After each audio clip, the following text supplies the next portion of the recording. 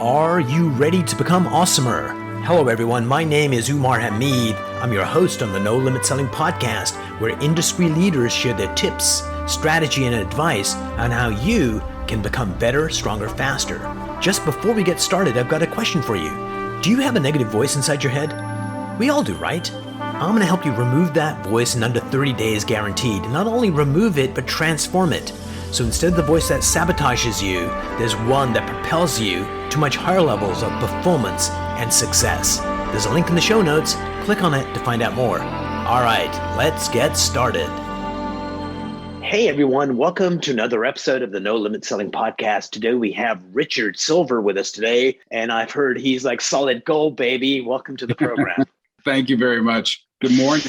Good morning. Today, actually, I'm in Baltimore, Maryland, and you are in Toronto, Ontario. Toronto, Ontario. Actually, that's my old hometown, and I love that city. It's like one of those super cities. The best description I heard was New York City if it was built by the Swiss.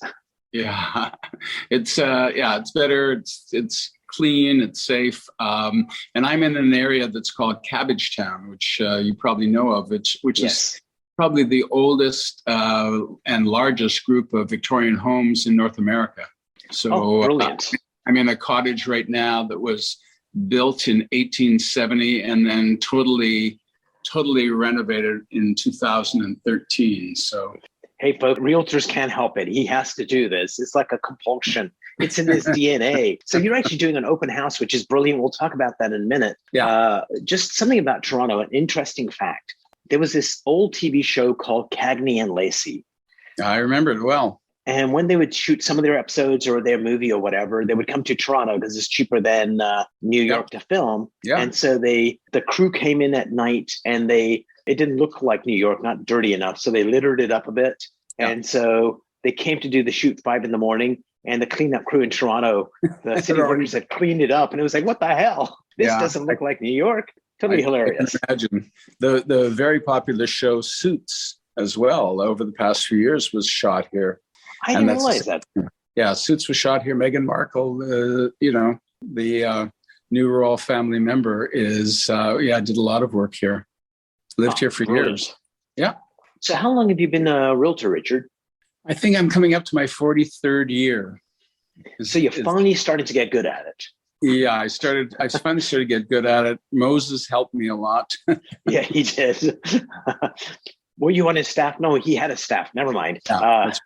So here's an old joke about Moses. Not many people know this, that they wandered the desert for 40 years and everybody was allowed into the promised land except Moses.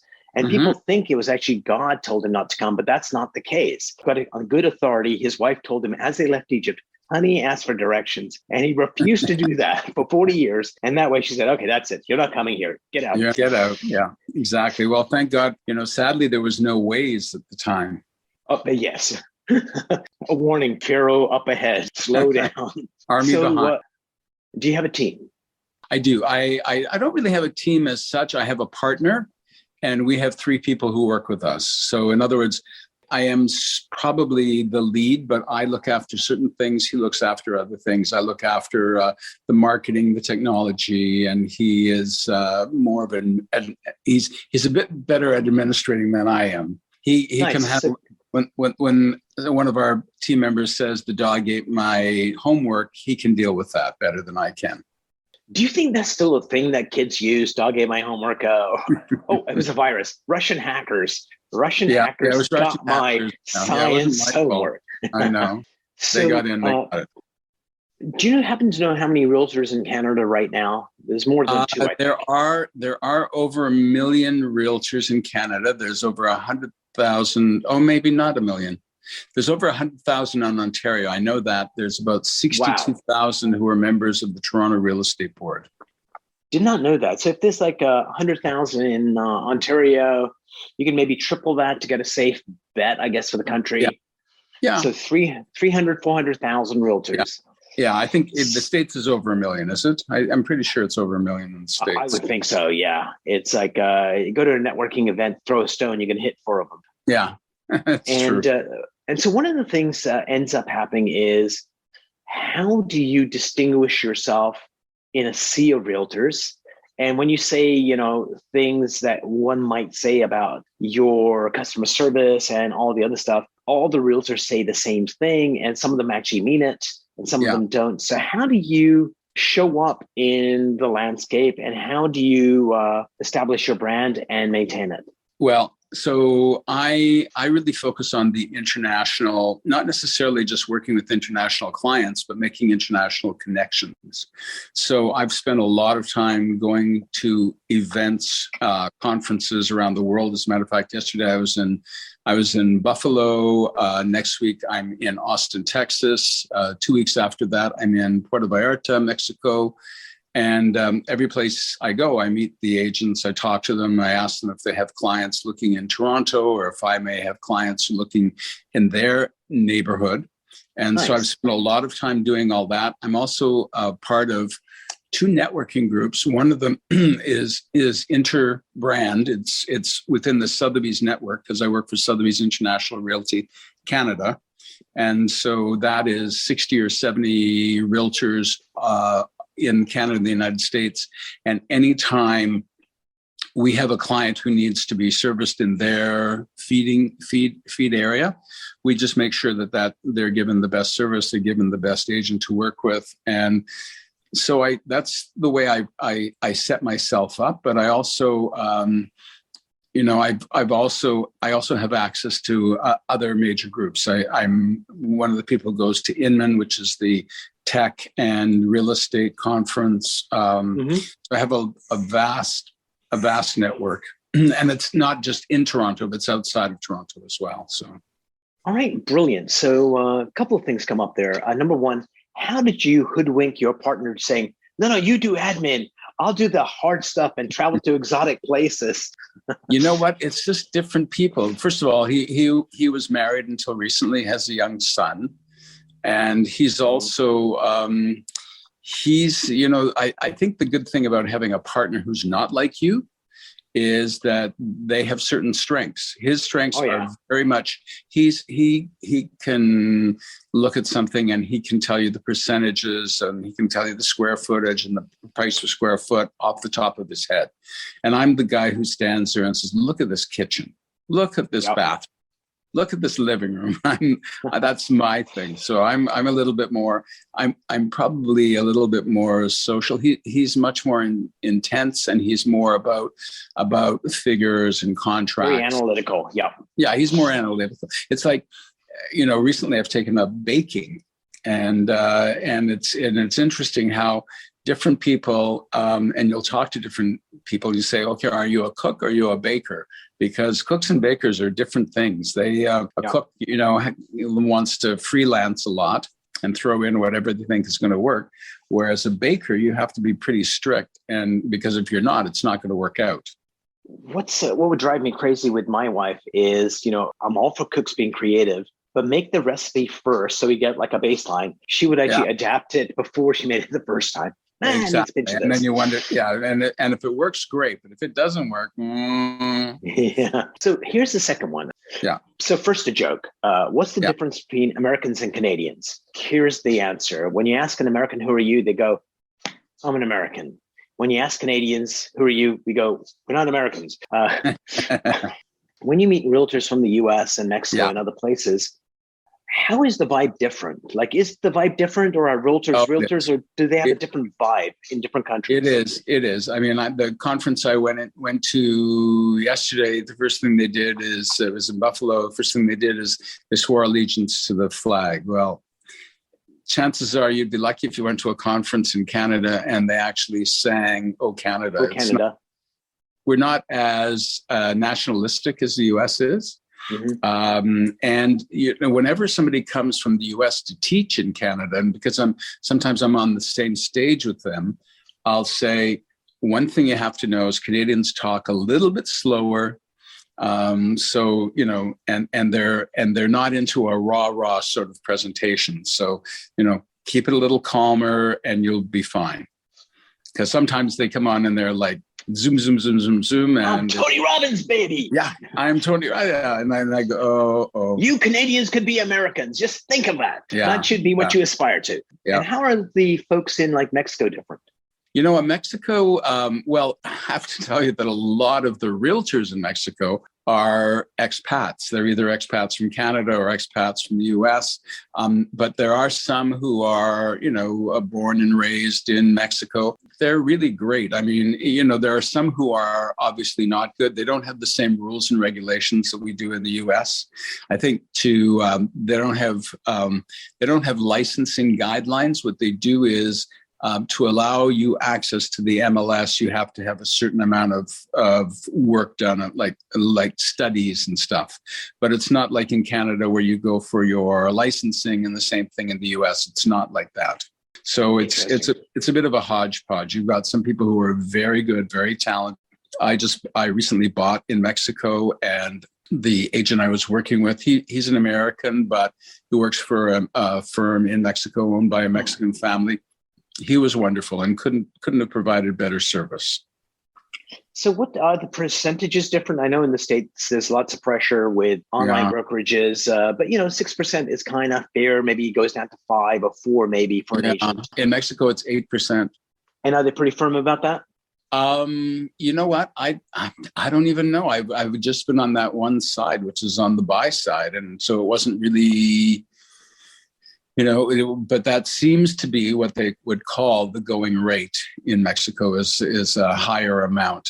But usually it's longer to sell. Also, the real different thing about Mexico is when you buy in Mexico, you buy all the furniture, you buy all the cutlery, everything. So it's like all done? Yeah, whether you like it or not. Like, we bought our place and we spent the past 3 months renovating it. And then at the end of this month, I'll be there for a week, just going with my declutter and downsize person to get rid of a lot of stuff that we wouldn't use and add things that we would use. So what's kind of interesting is, dear listeners, if you happen to buy a home in Argentina, they'll leave everything there except the light bulbs. Yeah. Culturally, they'll remove all the light bulbs. It's like $1. Why are you doing this? But it's you need to take light bulbs when you go into a new place. Well, it's funny because I for at one point lived in Quebec, and in Quebec, you move on one day, and everybody moves on that day. So it's like July the 1st, and the whole world turns upside down on the moving day, and everybody has to move on that day. And when you move, even if you're renting, you usually take the fridge and the stove and the dishwasher, the washer dryer with you. And so the person has to bring new appliances. It's kind of interesting how culture trumps common sense. Oh, yeah. No, it's fascinating. That's also one of the things that I did. I was very involved with the National Association of Realtors and Toronto Real Estate Board and Ontario Real Estate Association. And one of the things is I took my CIPS course, which is the Certified International Property Specialist. Mm-hmm. And it's really a fascinating course because it's a 5-day course, and every day you're on a different continent, and you talk about the different ways property is sold and bought, and the different mores, and what to say, what not to say, what questions to ask, what questions not to ask. It's fascinating. Brilliant. Actually, it kind of reminds me of this woman that I had met. She ended up getting a brain tumor. Yeah. And incurable. And in a conversation with her oncologist, she found out that the National Institute of Cancer in the US, only 4% of the funds go for pediatric cancers. So she decided to raise money for that cause. And when I met her, she had raised $850,000 so far, but she was doing this one race coming up. And the race was 7 marathons in 7 days. Oh my God. 7 continents. So day 1, Antarctica. Day 2, Argentina. Day 3, Miami. And then they went to Europe, and then went around, and you had to recoup on the plane. And it was just like, wow, with a brain tumor, you're doing this to raise money for a worthy cause. And amazing. Breathtaking. Sounds like the Amazing Race, cancer version. Yeah, definitely. So as new realtors come into the space, what are 3 pieces of advice you'd give new realtors to just feel comfortable and provide the level of service they should? You know what? I would just tell them to put their heads down in the office. Don't watch what anybody else is doing. Just listen, learn, and communicate. When I first started in the business, you communicate. You have 2 options. You spoke to somebody face to face, or you called them on the phone.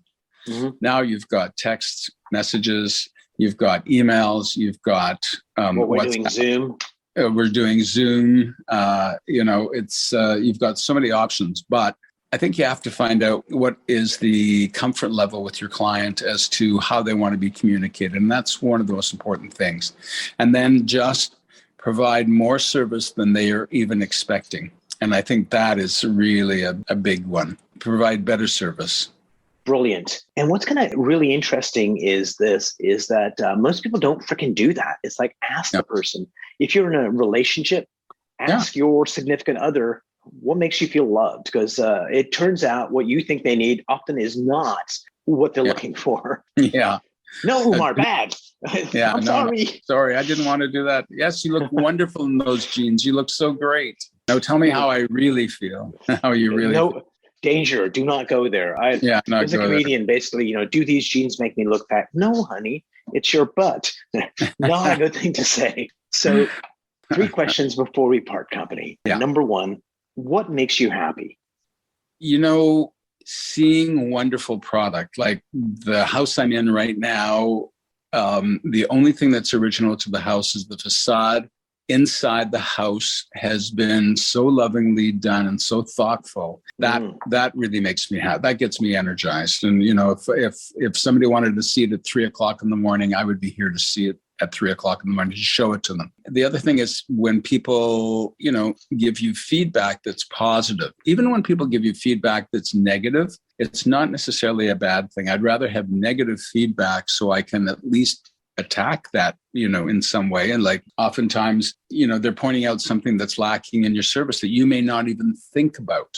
I went and did a survey once with one of the survey companies, and I sent it out to all my clients. And I wanted to get a sense of whether they were happy or not with our service. And it turns out that they loved our service, but as soon as the agreement of purchase and sale went forward for closing to the lawyers, and we sort of backed off, they were not happy that we backed off. I mean, in Ontario, because we are a legal closing state, you're directed to basically back off, let the lawyers deal with the rest of any issues that come up, etc. They felt that we were sort of leaving them. So we changed a lot of that so that we're there with them.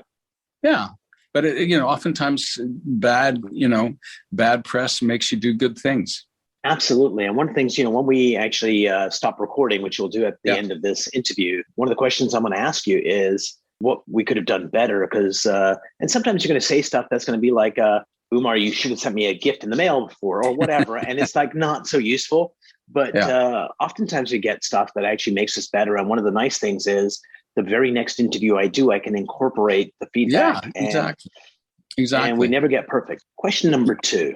Yeah. What is a mind hack or a trick that you use to be more productive, more efficient, happier, sexier? What would you like to share with the world? Oh, the sexier is hard when I just turned 73. So the sexy part is pretty tough to do. I'm very, very lucky in that my parents both lived to a very good age. My mother was not terribly healthy, but I think my genes are very strong. I get up in the morning and I love work and I love going to work and accomplishing things. I think we all have in the back of our minds a list of things that we need to accomplish. And the more you get done, the better you feel about yourself. So, I mean, there's always more things we could do. But, until I'm cloned, I don't think I will. Oh God, please don't let this happen. This in the book of Revelations. No, we don't want that. So item number 3, what's a question I should have asked you that I did not? I think it was pretty good. You asked me a lot of stuff. I mean, I'm sorry if you're hearing a plane in the background. It's a plane flying over. Question you asked me if, I guess, what are my plans for the future? How do I see myself? What's going to happen? Will I retire or just grow listless? Well, I got a feeling you are going to actually be working till you drop, and it may not be in real estate. It might be doing a social cause. And I think that's the advice to listeners from me is do not retire unless you have something significant to do once you leave your career. If you do that, you'll be not very useful to society, but more importantly, you will die. So don't do that. Exactly. It's so true. I had a wonderful great uncle who worked until he was about 85, and he finally, everybody said, "Oh, retire." He retired, and he died 2 weeks later of a heart attack. My dad's 91, and he's convinced. He still works. He's convinced. Actually, he loves what he does. It's a kind of highly technical space, and he's convinced. All my friends that retired, game over. I'm not doing it because I love what I do and I love my family. So good for him. I totally agree. I mean, I think what you have to do is you have to keep engaged. A lot of people, they disengage and sort of life starts happening to them rather than them creating what it is they want. And I think that's a real problem as you retire. You got to keep engaged. You have to set yourself an agenda of accomplishments, and you have to keep busy. And the nice thing about real estate is it's one of those jobs, especially now after COVID, we've had the experience where people can work remotely. And it's acceptable to work remotely, just the way we are right now doing a Zoom. We don't have to be face to face. I could sell you this house remotely. So if you want to go and spend your winters someplace nice and warm, you go ahead. What I plan on doing, but I will be working every day remotely. Love it. Richard, thank you so much for being on the program. Enjoyed the conversation and looking forward to hear more about your adventures. Yeah, thank you. Every day's an adventure, isn't it? Thank God. Yeah. Thanks again.